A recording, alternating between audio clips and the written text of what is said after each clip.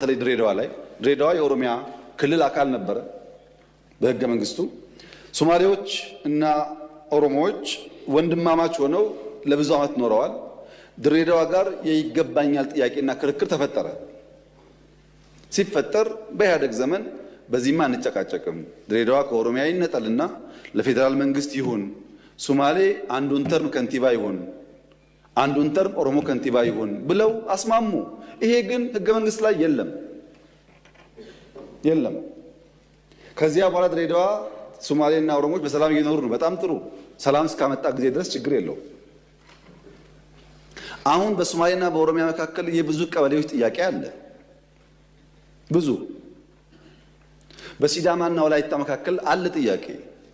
በአፋርና ሶማሌ መካከል ጥያቄ አለ። ዩኒክ አይደለም። ወልቃይት ላይ ጥያቄ ዩኒክ አይደለም።